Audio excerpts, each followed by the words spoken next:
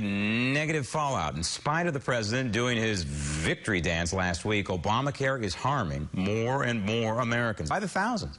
Example, New Jersey. Obamacare mandates have killed the state's low-cost health insurance for children. The plan was designed for parents who make too much money to qualify for Medicaid but are low income.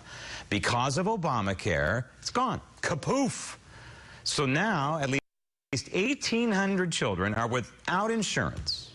Meantime, in North Carolina, people there are also dealing with the higher costs because of Obamacare. Almost everyone I've talked to, their insurance has gone up. Kathleen Forrest is just one of the many in need of insurance, but she questions how it's affecting people. If their insurance is going up $100 or $200 or $500 a month, what are they not getting? What are they not doing with their families? I think a lot of the confusion is actually lack of knowledge. Al Dalia is the director of the Office of Health Access at the Brody School of Medicine. He says there are 13 different health care plans in Eastern Carolina. He tries to educate people about their options. Which insurance policy is the right one for me? And that's going to be a family-by-family, individual-by-individual choice in terms of what their health is like, what their finances are like, the level of risk that they want to take. So how can the White House look at reports like these and claim victory? It's astounding. It's propaganda. Now, 7.1 million enrollees are being touted by the Democrats as some kind of proof that Obamacare is good. Nothing could be further from reality. So, what happens when we peel back the onion on Obamacare numbers? Joining me now, private medicine advocate and Obamacare expert Patricia Newman. Patty, I heard Nancy Pelosi speak this weekend. She was touting the 7 million number, and she said there's been 5 million Medicaid signups, and there's been 3 million kids who have stayed on their parents' plan. First of all, how can you measure, how do you quantify the kids staying on their parents' health insurance plan until they're 25 years old, 26 years old? I don't think that's a good thing, but how do you measure it? Number two, the Medicaid signups, the 5 million, I've heard is about the normal rate of signups for Medicaid. And number three, and probably most important, is that 7 million figure is highly questionable because they won't break down that number.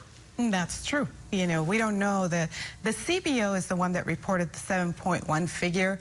And it's interesting, the Democrats are always, you know, bad-mouthing the CBO, but now the numbers they came up with as an estimate, now that those numbers are in their favor, they're saying, oh yeah, they're legitimate numbers. I mean, and this is the same administration that cannot tell you how many people were uninsured prior to enrolling. They can't tell you how many of these people paid for their plan. So I mean, and it's the same administration that's telling you that the unemployment numbers are great. Right. So how do you believe them? Well, let's assume that everybody's paid, but we know that's not true. But let's give them the benefit of the doubt. Right. Let's stipulate that one. Then you ask the question, how many of the 7.1 million had insurance prior to Obamacare kicking in, lost their insurance because of Obamacare, and were driven into the marketplace? And from what we're seeing, it could be a very high number. That's correct. The RAND Corporation came up with a study that actually, it's not published, but it was made available to the New York Times, and on it, it says that out of that 7.1 million figure, only 1.6 of those were uninsured prior to Obamacare. And of those, only half of them, or 53%, about 858,000 of them, had actually paid. So we just destroyed the whole healthcare system because the Democrats told us there were tens of millions of uninsured people that needed to have insurance. And now we are finding out that 1.6 of them and half of them haven't paid. Yeah. That's unbelievable. Yeah, where are all these people? And 858,000 is a paltry number, if that's true. So we have the president last week doing his victory dance. I want to show you a little bit of that. Roll tape. Despite several lost weeks out of the gate because of problems with the website, 7.1 million Americans have now signed up for private insurance plans through these marketplaces. And yes, at times this reform has been contentious and confusing. And obviously it's had its share of critics. That's part of what change looks like in a democracy. Oh, God. Yeah. It makes me want to say, stop the tape, will you? Just so annoying. Great point. Okay, so now we have the Republicans coming out and saying they want to tweak Obamacare. Right. They slipped it into another bill, and it somehow got through the Senate. I guess, I don't know if anybody noticed it, and then the president actually put his signature on it? Yes, they did. This was part of this dog fix legislation. You know, the dog fix is how they pay providers that serve Medicare patients. And they always try to kick the can down the road with that one. They did it again, but nobody knew that as part of this dog fix legislation, they had put in a provision for small businesses to be able to keep their high deductible group policies that were compliant and able to pair up with an HSA.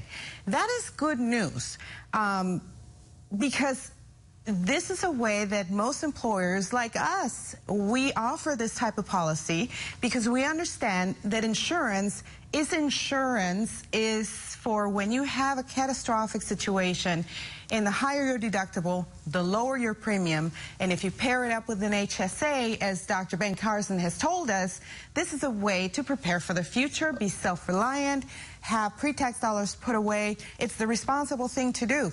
Okay, but doesn't this go against what Obamacare is all about, and in a way deconstruct a part of it at least? It does, and the messaging, you know, the Republicans have to be very careful with this messaging. On the one hand, you do want to help employers maintain what was there before Obamacare, but you don't want to give people the idea that you're fixing it or helping Obamacare stay, you know, alive, right, because the whole idea is that we do want to repeal it. So they have to tread lightly. On the one hand, you have people like Karl Rove coming out and immediately saying, oh, you know, well, it's better if we fix Obamacare. We can't look like we're destroying it. And then on the other hand, just yesterday, after the Drudge report on the GOP helping fix Obamacare, which didn't sound good to conservatives, right, Boehner's office came out and said, look, we are not fixing it. We are repealing a part of it. Well, and that is a much better message. Yeah, it's going to be interesting to see how they frame that as we come up to November, right, because you certainly don't want to prop this thing up if you want to take it apart. All right, Patty, thank you. Thank you. Coming up next, Stinkburger, the new presidential term, as the Daily Ledger continues.